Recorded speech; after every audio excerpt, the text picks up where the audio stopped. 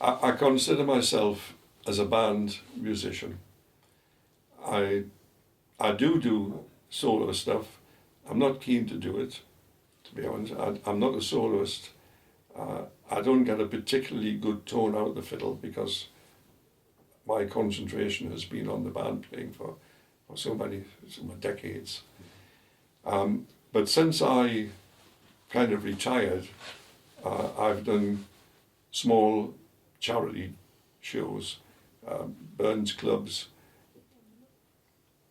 barbecues, small fundraising concerts for parish churches and things like that.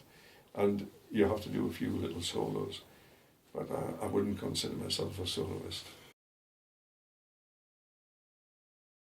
I mentioned the unison playing, and I think that's very important. That doesn't preclude harmonies and whatnot at all, especially if you're playing waltzes. I don't know. It's if you like, it's a rougher, coarser way of playing. I've never really given it much thought, to be honest with you, not analysed it, except I do feel much more comfortable playing in a band and really get some tremendous pleasure out of playing with a band. Making music with other people is absolutely, the bee's knees.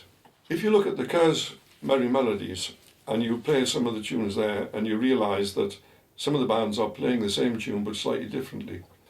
And if you listen to how they're playing and learn it by ear, you'll go for the easiest way to play it.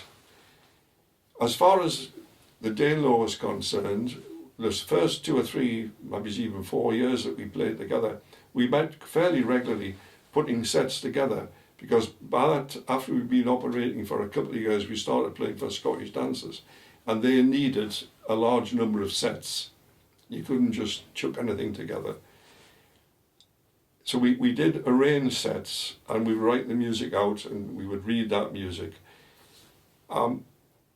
It was only when we came to broadcast that we spent more time looking for a link from one tune into the next tune, putting the bass on so that the piano and the left-hand accordion were playing the right notes, as it were. And of course we would have had a second harmony accordion playing as well. The bass player, this is for broadcasts, the bass player would be given a copy that usually, very often for before broadcasts, Alan Brown, the pianist, would be responsible for scoring the left hand. And I would be the fore guy who actually played the tune for him while he was putting it in, and a couple of bars at a time, and get it worked out, and then going through it and correcting errors and whatnot.